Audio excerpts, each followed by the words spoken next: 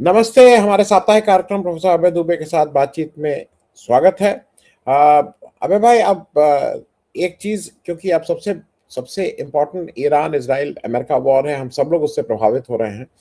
लेकिन मुझे लगता है कि एक छोटी बात हम लोग शुरुआत इससे कर लें जरूर।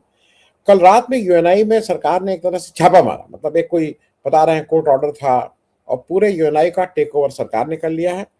और यूएनआई की बात मैं इसलिए कर रहा हूं कि अगर दिल्ली में कोई एक हफ्ता भी रहा है पत्रकारिता के सिलसिले में, या बिना पत्रकारिता के भी कोई एक्टिविस्ट है, तो यूएनआई कैंटीन तो वो गया ही गया होगा, यूएनआई भले ही न गया हो। वहाँ की कैंटीन, वहाँ का एक एटमॉस्फेयर था, एक उसमें पत्रकार लोग मिल जाते थे, नॉन यूएनआई वाले पत्रकारों का एक मिलने का अड्डा था सस्ती। सरकार ने वो सब अपने कब्जे में कर लिया है।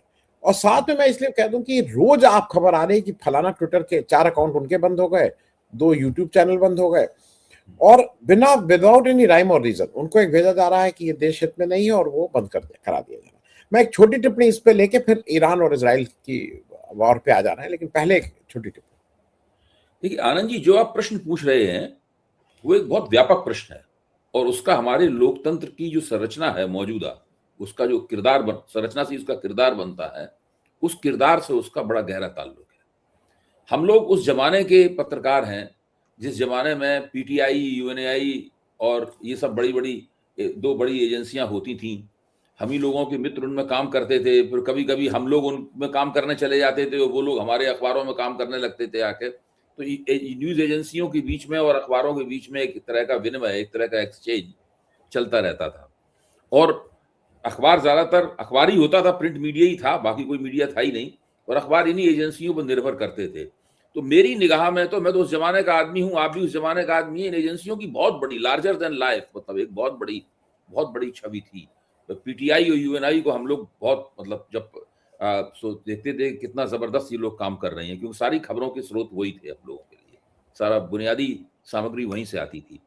जहां तक सरकार के कब्जे का सवाल है और सोशल मीडिया के कई अकाउंट्स बंद होने का सवाल है, हुआ यह है कि जब से नरेंद्र मोदी की सरकार 2014 में आई है, इन्होंने बिना घोषित किए हुए एक नई प्रवृत्ति लोकतंत्र में पैदा की है, जिसको हम लोग कहते हैं सरकार परस्ती।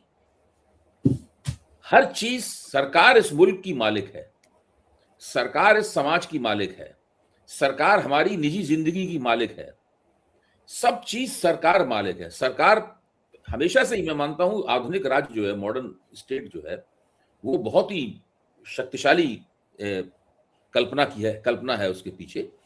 लेकिन उसकी शक्तियों को सीमित करने के लिए एक नागरिक समाज नाम की एक अवधारणा है, और ये सरकार आई है नागरिक समाज द्वारा चलाए गए आंदोलन के कारण। ये मतलब विडंबना ये है, सोसाइटी द्वारा बनाए गए आंदोलन के कारण आई है। और इसने आते ही ये किया है कि नागरिक समाज की सभी संस्थाओं को पूरी तरीके से निष्क्रिय, नाकारा और बेकार कर दिया है। वे संस्थाएं अदृश्य हो गई हैं, उनकी कोई आवाज नहीं सुनी जाती। अब देखिए, नागरिक अधिकार संगठनों का कोई जिक्र नहीं होता। 2014 से पहले पीयूसीएल, पीयूडीआर, इन सबका बड़ा भारी जिक्र होता था, और हम सब लोग इनकी तरफ देखते थे कि कोई घटना होगी, जाएंगे वहां से इनकी रिपोर्ट आएगी। वो रिपोर्ट हमारे लिए प्रामाणिक तथ्यों का स्रोत होती थी, और पुलिस की आलोचना। अब ये सब कुछ बंद हो गया। अब देखिए उत्तर प्रदेश में क्या हो रहा है। उत्तर प्रदेश में पुलिस जिसकी चाहती है उसकी टांग में गोली मार देती है, फिर उसको पुलिस वाले लटका के ले जाते हैं, और टीवी कैमरे में सब चीज, मतलब वो उनके मुख्यमंत्री, पूरी सरकार अपने पराक्रम के रूप में पेश करती है और मानती है इसके जरिए, और वो जो भी गवर्नेंस के स्तर पर जो भी गूफ अप कर रहे हैं, जो भी गड़बड़ियां कर रहे हैं, वो सारी सरकार, जनता माफ कर देगी है। इस प्रकार से हर चीज के ऊपर, हम लोगों के मानस के ऊपर, निजी जिंदगी ऊपर, सब पे पिछले 11 साल में सरकार का कब्जा हो गया है। कोई संस्था ऐसी नहीं बची है जिस पे कैप्चर और कंट्रोल, उसको कैप्चर किया गया है और अब उसको नियंत्रित किया जा रहा है।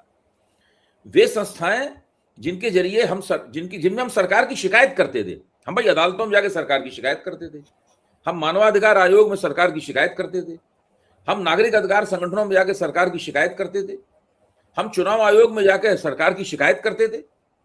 यही संस्थाएं थी इनमें हम सरकार की शिकायत करते थे।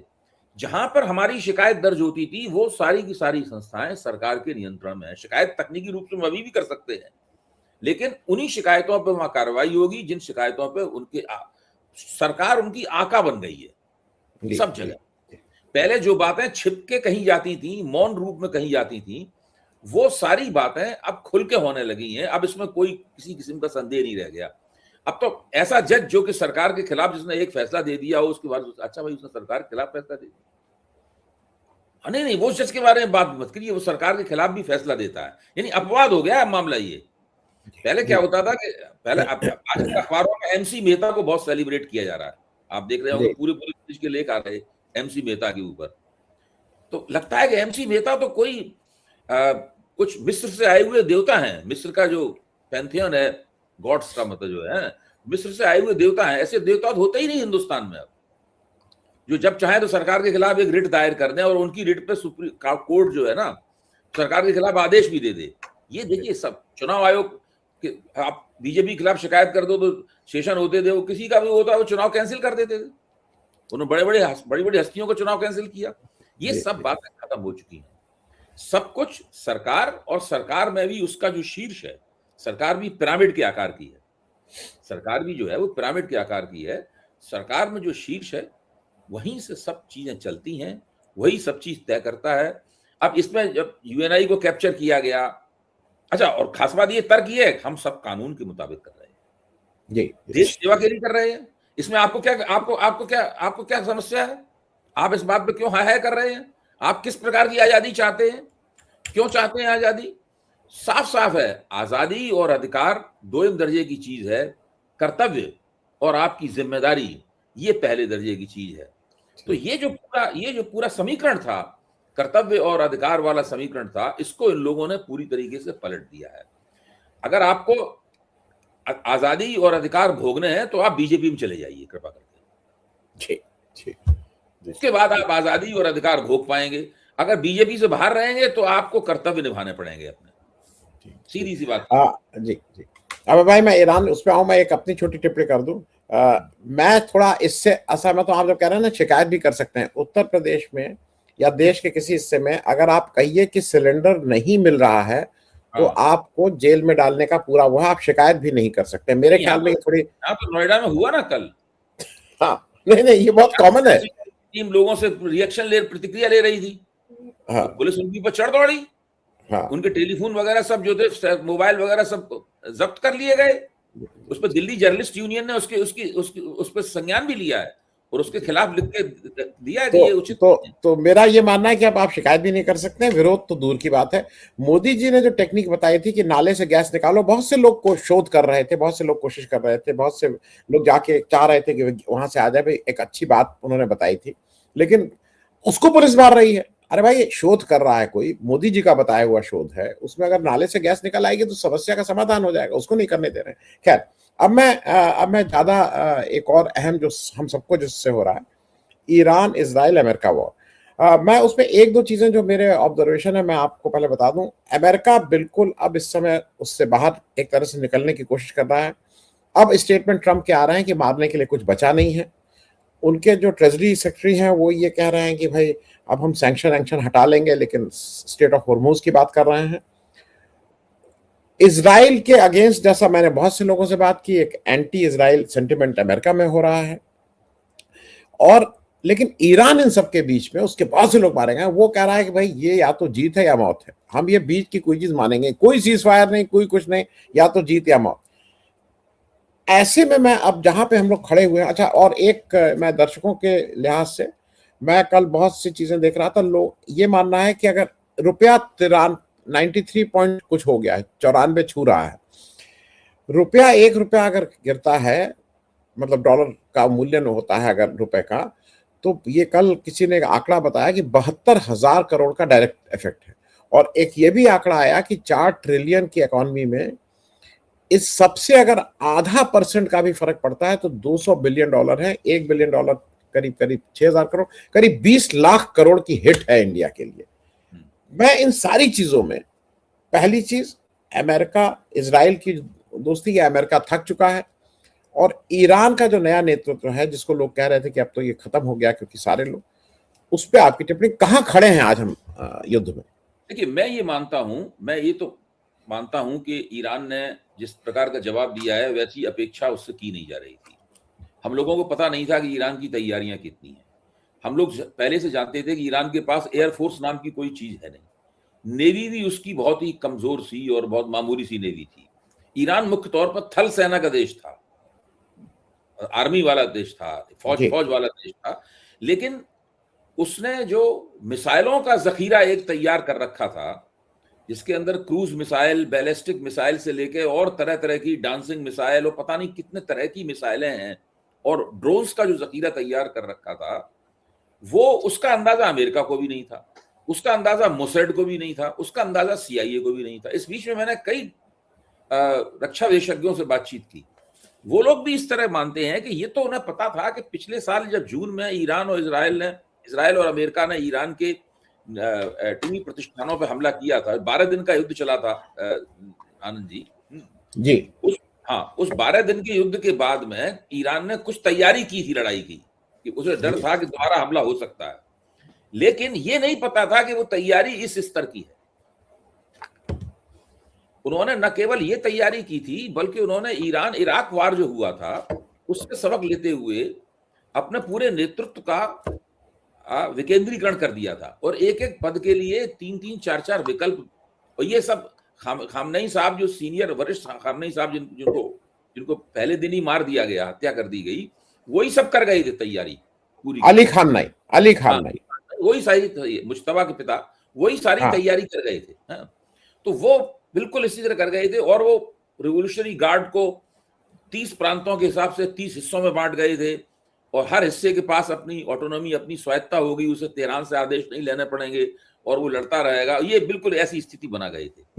न केवल हथियारों के नाम पर ईरान ने अभूतपूर्व तैयारी की थी, बल्कि नेतृत्व के ढांचे को विकेंद्रित करके भी उसने एक ऐसा काम किया था जिसकी कोई, ये पश्चिम वगैरह ने, किसी ने कोई कल्पना भी नहीं की थी।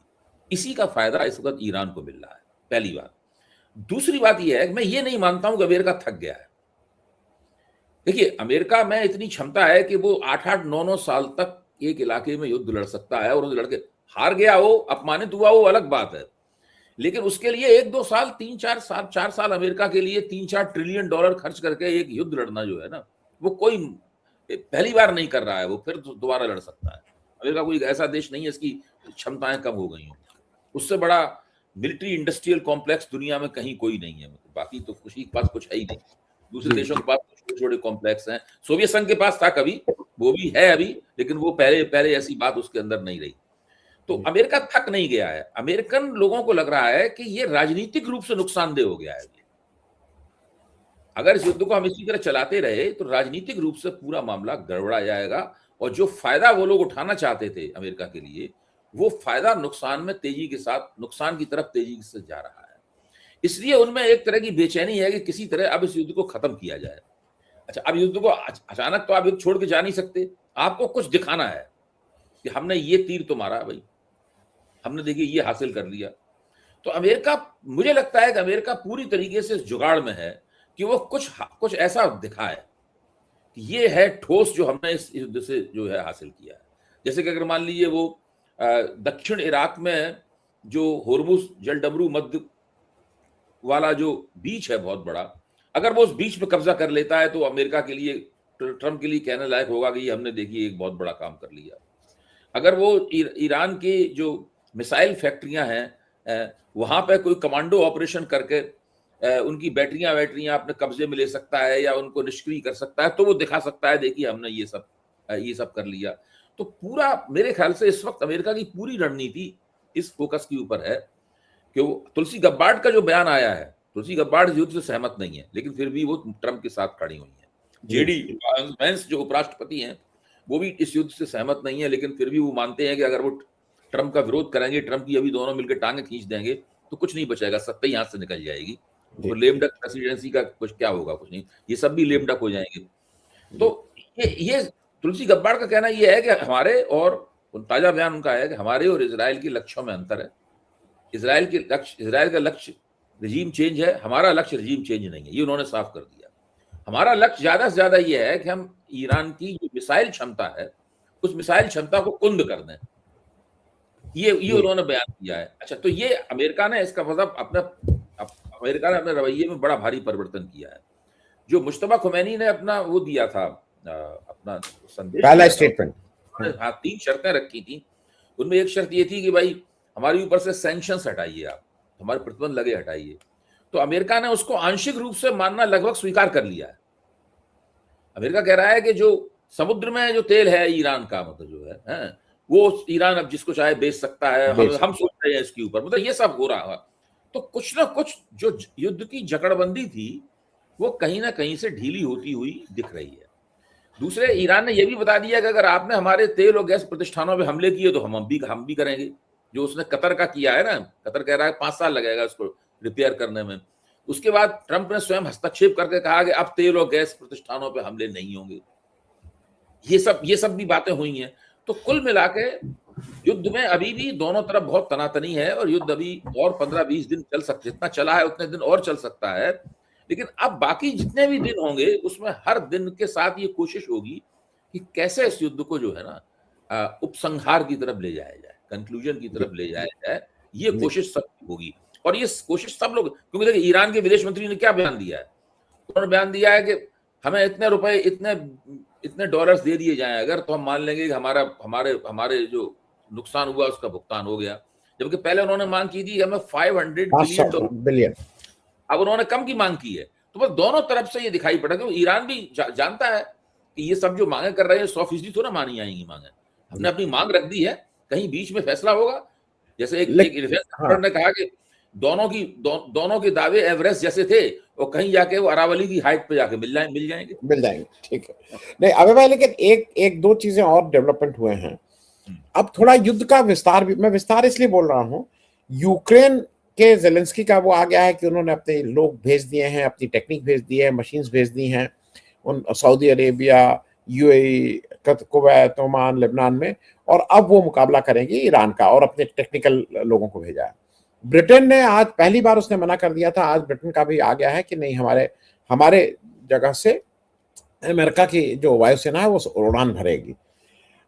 तीसरा एंगल है ओमान के, उसका आज एक छपा है, हम सब लोगों ने पढ़ा। उनके विदेश मंत्री भी कह रहे हैं भाई ये नेगोशिएशन के सिवा और कोई रास्ता नहीं है, लेकिन साथ में वो बिल्कुल ठीक से ये भी दिखा रहे हैं कि अमेरिका बार बार जब नेगोशिएशन फाइनल होता है तो उस समय भग के युद्ध कर दिया था इन तीनों, क्योंकि ये कहीं ना कहीं थोड़ा विस्तारित भी हो रहा है। अगर वो होता तो यूक्रेन को इसमें कूदने की क्या विस्तारित लग जरूर रहा है। जैसे कि मान लो उसने किया है, यूक्रेन ने किया है। यूक्रेन ने तो सऊदी अरब से पैसे ले लिए हैं। यूक्रेन को पैसे की कम जरूरत है। शुरू में उसने जेलेंस्की ने कहा था कि आप हमें इतना पैसा भेजो, हमें पैसे की जरूरत है। तो उस यूक्रेन तो एक तरह से अपनी जो फौजी क्षमताएं यूक्रेन की हैं वो पैसे के बदले बेच रहा है। क्योंकि नहीं, वो साफ साफ कह रहा है, नहीं वो साफ साफ कह रहा है कि अग्रीमेंट साइन करो, ये साइन करो, वो तो अपना साफ साफ है, वो हाँ घुमा फिरा के नहीं। हाँ, यूक्रेन का इस तरह, यूक्रेन का तो सीधा सीधा सौदा है मतलब उसमें। अच्छा, जो ओमान का कहना है, ओमान का कहना बिल्कुल सही है। पहले भी जो बातचीत हो रही थी वो उसमें ओमान की भूमिका थी उसके अंदर, और ओमान इसमें ईरान की तरफ झुका हुआ देश है यहाँ पे।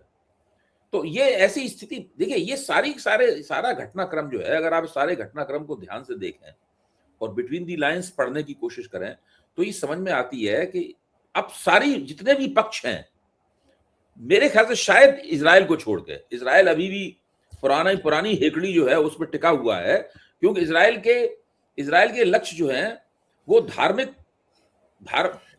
कहते हैं रिलीजियो पॉलिटिकल लक्ष्य है, मतलब धार्मिक राजनीतिक लक्ष्य है उसके। वो एक ग्रेटर इजराइल चाहता है। वो चाहता है कि जो पूरे मध्य एशिया में ईरान जो एक बहुत बड़ी ताकत थी, वो ईरान की बड़ी ताकत अगर खत्म हो जाए तो इजराइल पूरे मध्य एशिया को अपनी उंगलियों पर नचा पाएगा।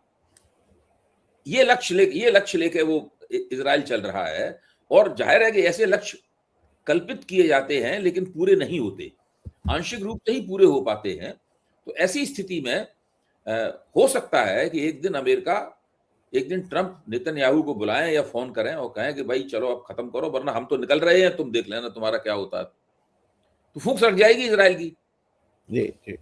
वो भी फिर फेस सेविंग फार्मूला ढूंढते हुए घूमेंगे। हाँ नहीं, मैं इसको इसलिए भी मैं कह रहा हूँ कि अब भारत पे थोड़ा सा बात कर लें। भारत में 2 जहाज आए गैस के, और बड़ा हल्ला मचा के देखिए क्या क्या मास्टर स्ट्रोक, और बात कर ली। और वो 2 जहाज 1.5 दिन का है, भारत की टोटल जो खपत है उसका 1.5 दिन का ही वो है, 1.5 दिन में वो खत्म हो गया। 22 जहाज अभी भी रुके हुए हैं, 22 जहाज पे अभी भी रोज हो रहा है, लेकिन निर्णय नहीं हो रहा है। मैं इस बात को इसलिए उठा रहा हूं क्योंकि ब्रिक्स में भारत की चेयरमैनशिप है। भारत कहीं पे भी ना नेगोशिएट करता हुआ नजर आ रहा है। भारत केवल कभी कभी रह रह के ईरान जो आक्रमण कर रहा है उसकी बुराई करता है, उसकी निंदा करता हुआ नजर आ रहा है। मैंने एक भी स्टेटमेंट भारत की तरफ से ये नहीं देखा कि वो लड़कियों को मारा गया या खामनेई को मारा गया। उस पर वो जब बहरीन को मारा गया तो तुरंत नहीं, बिल्कुल गलत किया आक्रमण। मैं भारत की पोजीशन भी थोड़ा समझना चाह रहा हूं, क्योंकि पोस्ट वॉर रीअलाइनमेंट होगा फिर से। भारत एक ऐसा देश है जहां पर ईरान के सर्वोच्च नेता अली खामनेई ने, जिनकी हत्या की जा चुकी है, उन्होंने अपना विशेष प्रतिनिधि रख छोड़ा है। और ऐसे विशेष प्रतिनिधि दुनिया में केवल उनके 5 हैं। दुनिया के 5 देशों में विशेष प्रतिनिधि हैं, उनमें भारत भी एक है। इससे आप अंदाजा लगाइए कि भारत का कितना महत्व है ईरान के लिए। मतलब इस्लामिक गणराज्य ईरान जो इस्लामिक गणराज्य है उसके लिए भारत का कितना महत्व है।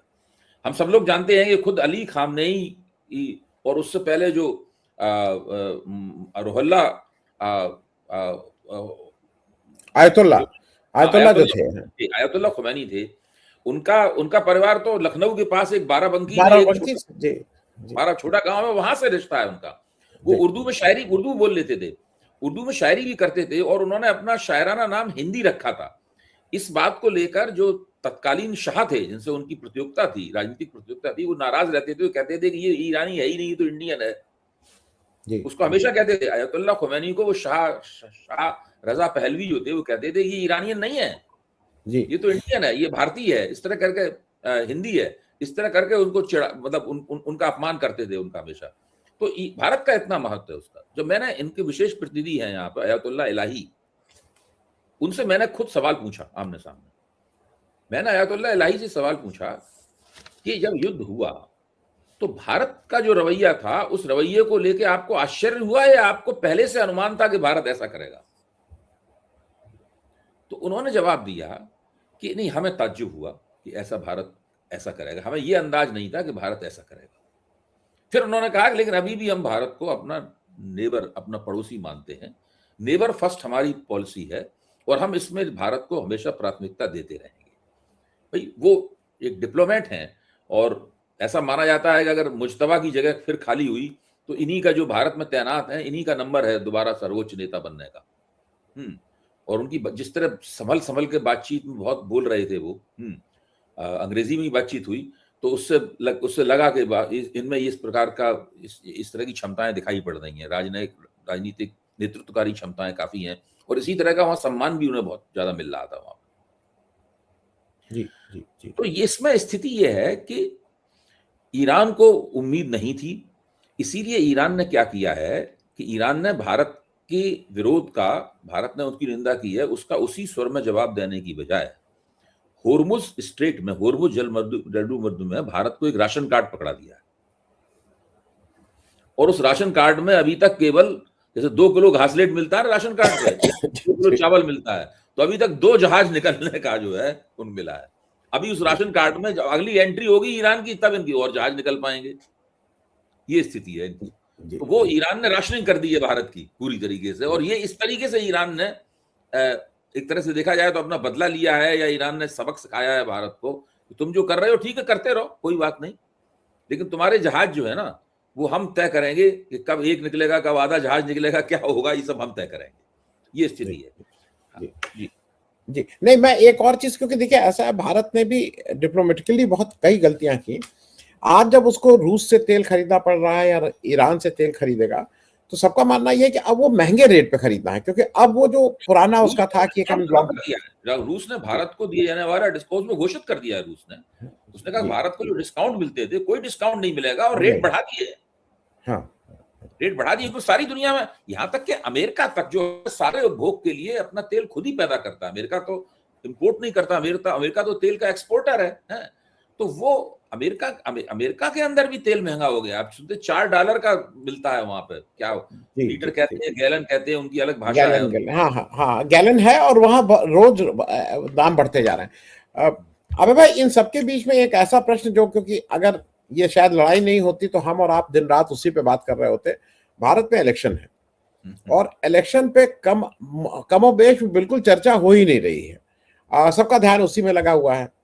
मैं इस पे बंगाल इलेक्शन की बात इसलिए कर ले रहा हूं क्योंकि बंगाल इलेक्शन इंपॉर्टेंट है, और बंगाल इलेक्शन में जिस तरह से एक बार फिर से चीफ इलेक्शन कमिश्नर ने वहां के सारे ब्यूरोक्रेट्स को बदलने की कोशिश की, सारे मतलब chief secretary, home secretary, DGP, police commissioner, 11 DM, 30 police के एसपी, पूरा चेंज कर दिया है। मैं जरा लार्जर एक क्वेश्चन आपसे समझना चाह रहा हूं, बिल्कुल बदला जाना चाहिए अगर आपको लगता है कि वो निष्पक्ष नहीं है। दो प्रश्न एक साथ उठते हैं, आपको किससे ये रिपोर्ट कहां से आई कि ये निष्पक्ष नहीं है? वो what is your source of वो? क्या बीजेपी के दफ्तर से आई? क्योंकि पुराना मैं भी इलेक्शन वो किया हूं, मैंने भी कंप्लेन देते थे हम लोग डीएम की, वहां जाता था, 6 देते थे, एक का ट्रांसफर होता था, 5 का नहीं भी होता था। ये किसने कंप्लेन किया? तो एक तो जरा मैं आपसे समझना चाह रहा हूं कि ऑन हुज वो, what is the basis of changing. दूसरा मैं समझना चाहता हूं कि अगर ये जो जो आए हैं तो इनका आरोप यह है कि निष्पक्ष नहीं है, तृणमूल कांग्रेस का है कि जो आप पोस्ट कर रहे हैं वो निष्पक्ष नहीं है। मैं जरा इसको, इस अंतर को समझना चाह रहा हूं, क्योंकि ये इंपॉर्टेंट लोग होते हैं। हम सब जानते हैं कि स्टेट इलेक्शन में डीएम का और एसपी का एक महत्वपूर्ण रोल होता है, खास करके अगर क्लोजली कंटेस्टेड इलेक्शन में है हो। क्या? फिर मैं एक तो तकनीकी स्थिति क्या है इसकी, मतलब कानूनन क्या स्थिति? स्थिति यह है कि जब वो लग जाता है, आपकी आचार संहिता लग जाती है, आचार संहिता लगने के बाद में जो प्रशासन है वो मुख्यमंत्री के अधीन होने की बजाय, जो है सरकार के अधीन होने की बजाय, वो चुनाव आयोग के अधीन हो जाता है। क्या दिन है? करेक्ट। अगर मैं सही कह रहा हूं तो आप, गलत कह रहा हूं तो आप मुझे दुरुस्त करें। करेक्ट। अच्छा, जो भी अफसर है वहां पर, वो अफसर तो अब मुख्यमंत्री के अधीन रहा नहीं। ठीक है। तो चुनाव आयोग के निर्देशों को मानना है। ठीक है। चुनाव आयोग को चुनाव आयोग ने ऐसे कुछ निर्देश दिए थे जिनको जिनको इन अफसरों ने मानने से इनकार कर दिए थे?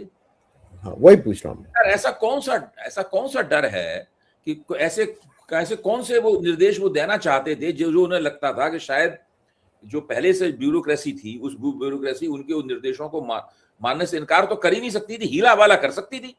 भाई, ब्यूरोक्रेसी को अधिकार ही नहीं है निर्देशों को मानने से इनकार करने का, लेकिन वो हीला हवाला देरदार जरूर कर सकती है, आधा अधूरा काम कर सकती है, यही तो बात कर सकती है। अच्छा, फिर आपको याद होगा जब उत्तर प्रदेश में पिछले 2024 के दौरान भाजपा चुनाव हार गई, तो भाजपा ने ही जांच पड़ताल की, भाजपा की अंदरूनी जांच पड़ताल की। वहां के जो चौधरी साहब थे, भाजपा के अध्यक्ष थे, उन्होंने एक कमेटी बनाई आला कमान के आदेश पे, और उन्होंने जांच की। उस कमेटी ने जो निष्कर्ष निकाले, वो निष्कर्ष क्या थे? उनमें एक बड़ा निष्कर्ष ये था कि सरकार ने उन्हें चुनाव जीतने में मदद नहीं की। ये निष्कर्ष था ना। तो भाजपा ब्यूरोक्रेसी से क्या काम लेती है? भाजपा ब्यूरोक्रेसी से चुनाव जीतने में मदद का काम लेती है। भाजपा की रिपोर्ट कह रही है ये। इसमें मतलब इसमें कोई वही नहीं है। यानी योगी आदित्यनाथ की सरकार पर आरोप लगाया गया कि भारतीय जनता पार्टी जो हारी है उसमें सरकार की जिम्मेदारी है, क्योंकि उसके डीएम ने, उसके एसपी ने, उसके डीआईजी ने, उसके सचिवों ने भाजपा को चुनाव जीतने में मदद नहीं की। अच्छा, अफसरों से आप ये काम लेना चाहते हैं, फिर दूसरे विपक्ष के मुख्यमंत्री से कहते हैं कि भाई उसने जो अफसर तैनात किए हैं अफसर, वो निष्पक्ष नहीं होंगे। आप सोचिए क्या खेल चल रहा है।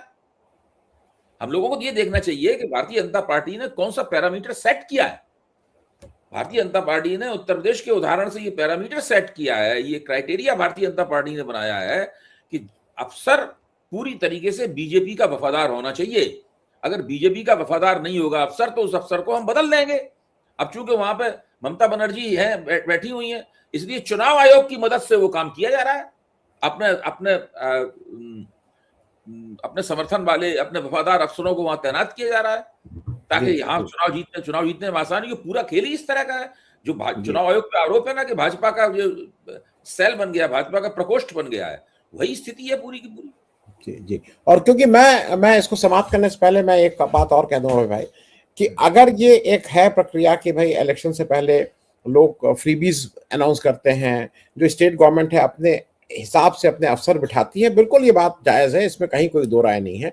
लेकिन मेरे हिसाब से जब ये इलेक्शन कमीशन आए तो उसको फिर केवल बंगाल नहीं, उसको बंगाल, तमिलनाडु, केरल, आसाम, सबको रिशफल कर दो कि जो जो डीएम है उन सबको हटाएंगे। वो क्यों नहीं करेंगे? उनका फोकस देखिए, भाजपा जानती है कि असम वो आसानी से जीत लेगी, भाजपा के खाते में असम जाएगा। असम की जो डेमोग्राफिक जनसंख्या मूलक संरचना है, उसमें भाजपा के लिए चुनाव जीतना वहां आसान लगता है देखने में। पता नहीं क्या होगा, लेकिन अभी फिलहाल देखने में आसान लगता है। दूसरा, उनको दांव लगता है केवल पश्चिम बंगाल का। अगर किसी तरीके से वो पश्चिम बंगाल जीत लें भाजपा, तो उनकी बल्ले बल्ले हो जाएगी, तो बिल्कुल सातवें आसमान पे पहुंच जाएंगे। तो जी इसलिए वो सारे हथकंडे वहां पे इस्तेमाल कर रहे हैं, और वो उन्हें तमिलनाडु से कोई मतलब नहीं है, उन्हें केरल से कोई मतलब नहीं है, उन्हें पौंडीचेरी से कोई मतलब नहीं। जी, क्योंकि क्योंकि उसका देखिए, उसका बीजेपी की चीजें बिल्कुल फिक्स हैं। वो 29 की तैयारी कर रही है। बंगाल में 42 सीटें हैं। उस 42 सीट को अगर वो मैनेज कर लेती है तो उसको छोटे मोटे राज्यों की चिंता भी करने की जरूरत नहीं पड़ेगी। जैसा चले चले, मणिपुर जले जले, लोग मरे मरे, वो कुछ उसको इस तरह के जानती छोटे है कि मोटे दक्षिण राज्य, भारत में कर्नाटक को छोड़ के कहीं उसके लिए कोई खास मौका कुछ नहीं है, जगह नहीं। इसलिए वहां पे वो ऊर्जा खर्च करने की बजाय बंगाल अगर किसी तरह पकड़ ले, वो हाँ, है, बंगाल 42 किसी सीटों तरह वाला। पकड़ ले, तो वो अच्छा है क्या कि दिल्ली में आम आदमी पार्टी चुनाव जीतती रहती थी, लेकिन लोकसभा का चुनाव हार जाती थी जी हर बार। बंगाल में जी ममता जी बनर्जी दोनों तरफ मारती हैं, वो जी विधानसभा में भी मारती हैं और लोकसभा में भी मारती हैं, और रेगुलरली मारती हैं, बिना रुके जी हुए मारती हैं, बिना नागा मारती हैं। इसलिए जी, बंगाल कैप्चर करना उनके लिए बहुत जरूरी है। बहुत जरूरी। जी, बहुत बहुत शुक्रिया अभय भाई बातचीत करने के लिए। Thank you so much.